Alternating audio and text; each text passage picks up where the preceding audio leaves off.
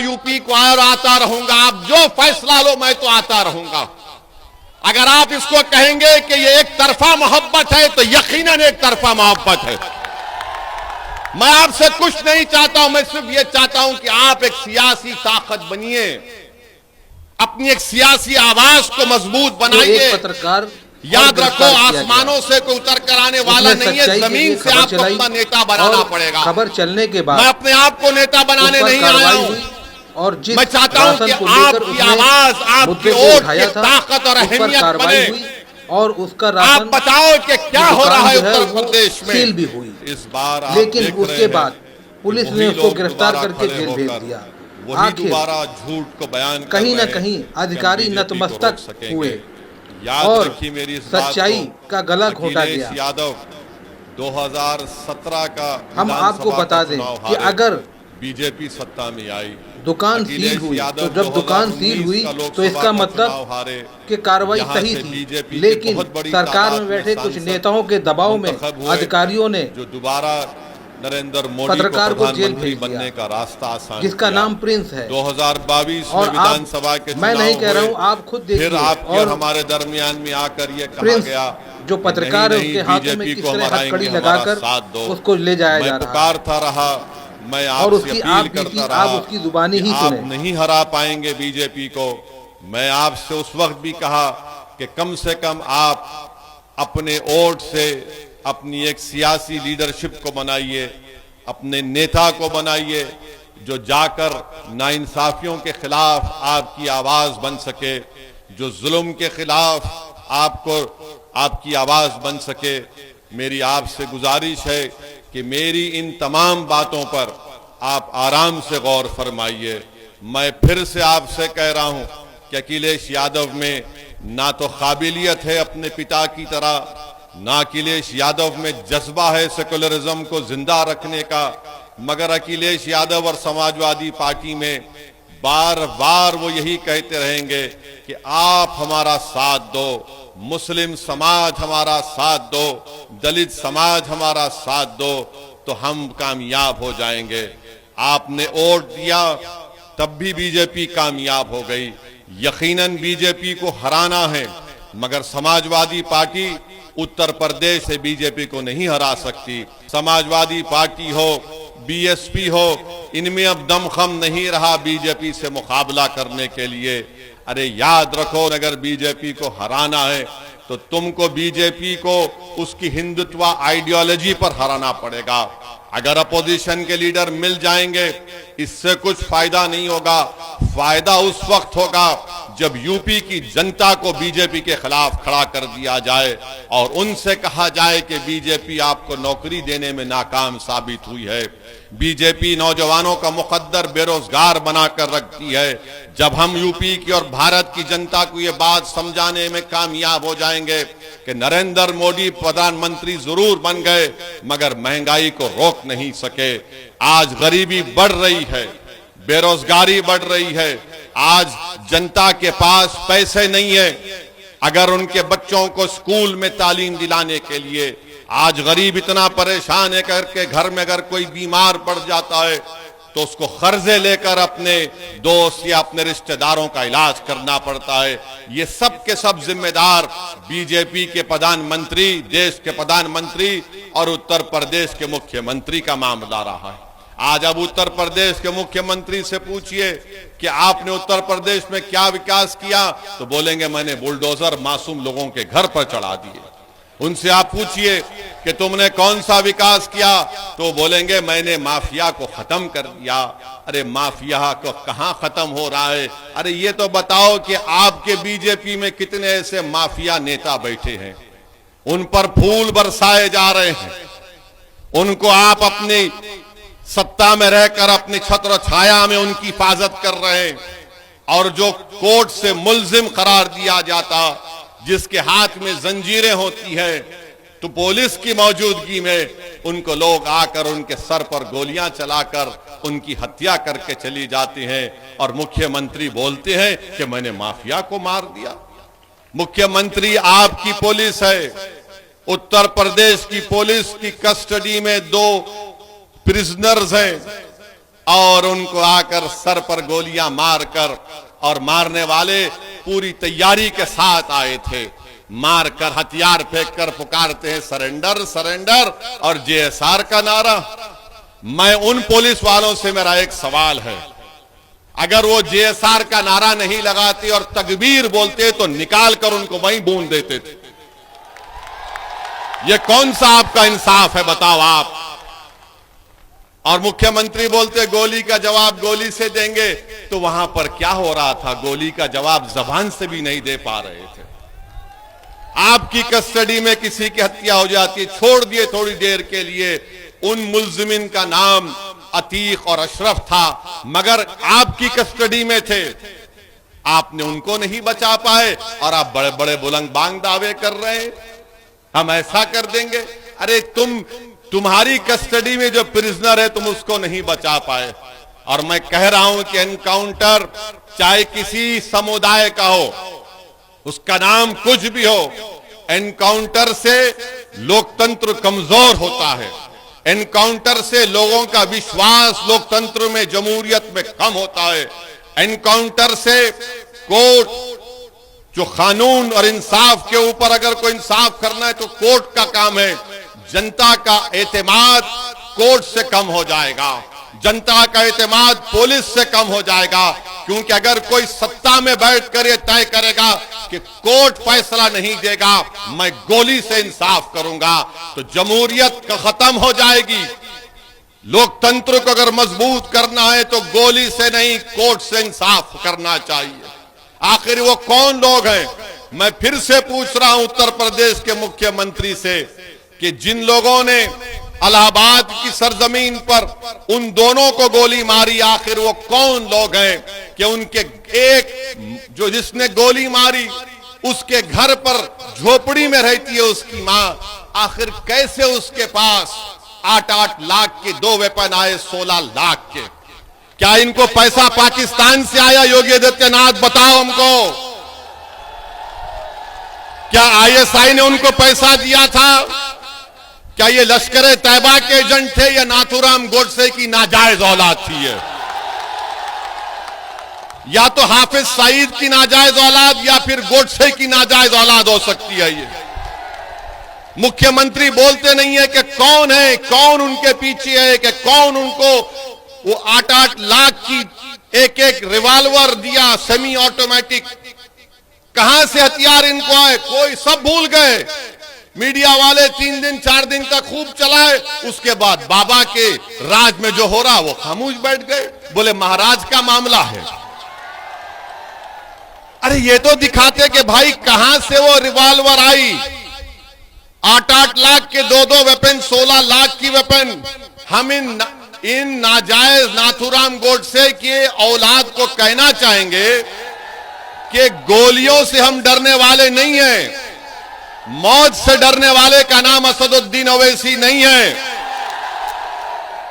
जो वक्त मेरी मां ने मुझे पैदा किया वो वक्त अल्लाह ने तय किया।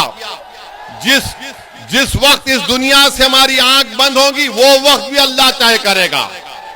और अगर अल्लाह हमारी जिंदगी में शहादत लिखा है तो अल्लाह का लाख लाख शुक्र कि हम मौत अगर जिंदगी में आ जाए और शहीद बन के जाएंगे तो इससे बढ़ के इनाम इस गुनाहगार को क्या मिल सकता है? मगर तुम्हारी गोलियां, तुम्हारी ताकत, तुम्हारा जुल्म हमारी आवाज को दबा नहीं सकेगा। हम जालिम को जालिम बोलेंगे और तुम्हारी गोलियों का जवाब हम सीना तान कर मुकाबला करेंगे, मगर अपने सरों को नहीं झुकाएंगे। तो मेरे अजीज दोस्तों और बुजुर्गों, आपसे यही इल्तिजा और गुजारिश है कि आप अपने वोट का सही इस्तेमाल करिए। कि अखिलेश भैया भाजपा को हराएंगे, अखिलेश भैया नहीं कर सकते। वो बेचारे गम के पैंडल साइकिल पर मार रहे हैं, गम के पैंडल साइकिल पर मार रहे हैं। रहा सवाल उत्तर प्रदेश के मुख्यमंत्री का, मैं फिर से कह रहा हूं कि आप धर्मगुरु भी हैं, आप योगी भी हैं और आप एक नेता भी हैं। क्या आपको ये जेब देता था कि असेंबली में खड़े होकर आप बोलते कि हम मिट्टी में मिला देंगे?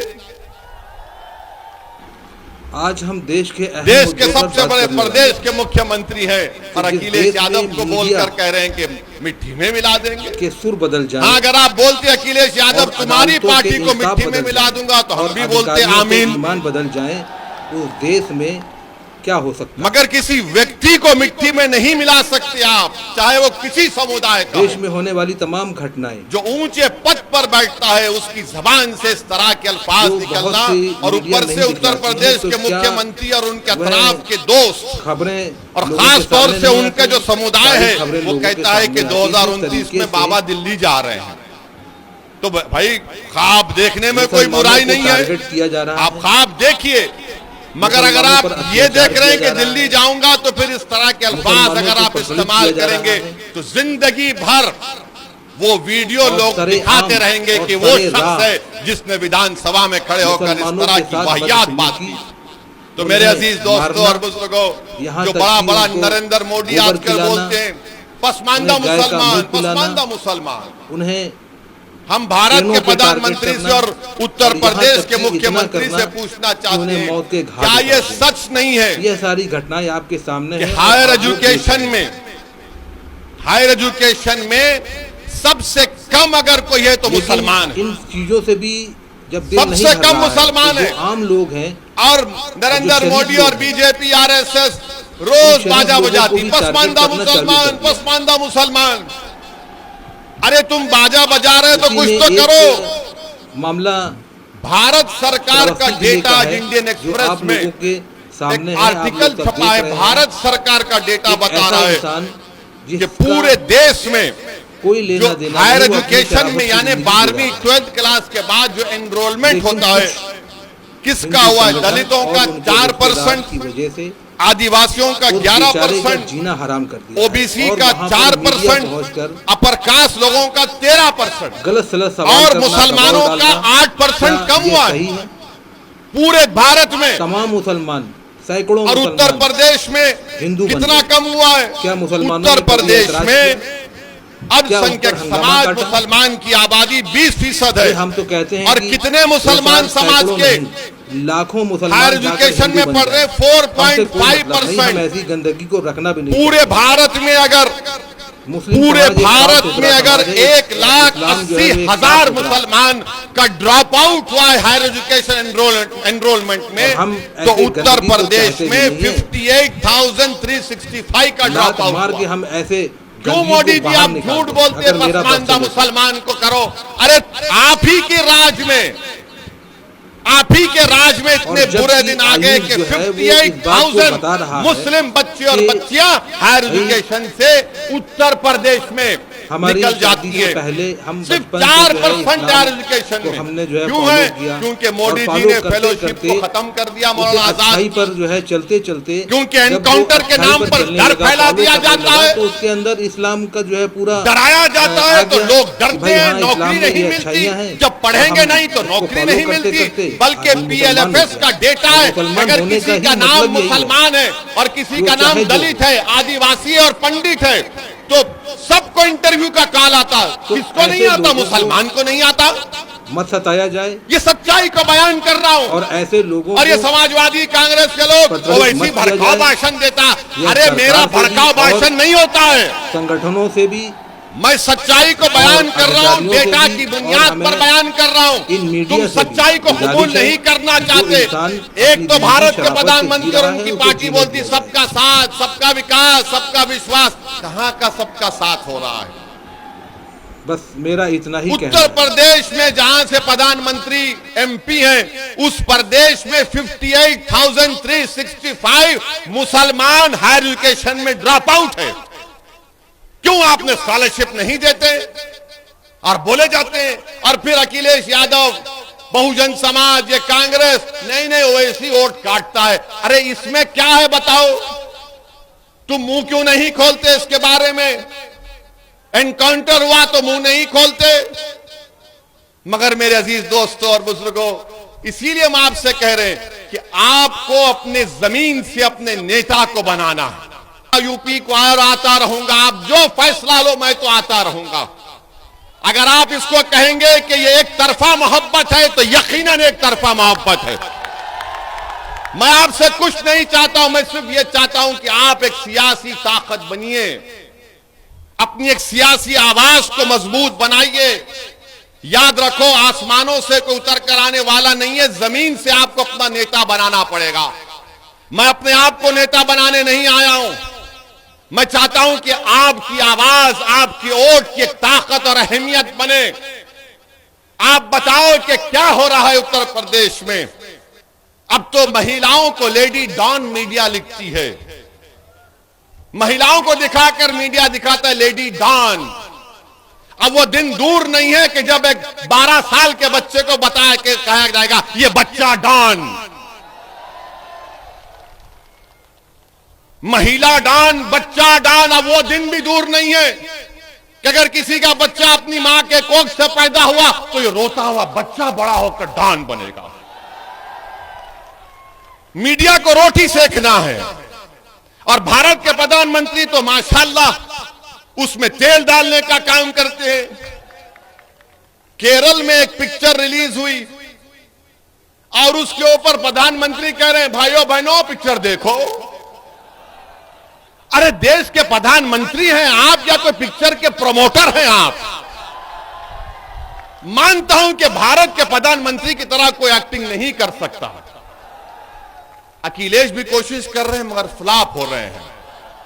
वो कांग्रेस के नेता जो पूरा देश फिरे वो भी कोशिश किए मगर इनकी एक्टिंग के सामने सब फ्लॉप हो रहे हैं।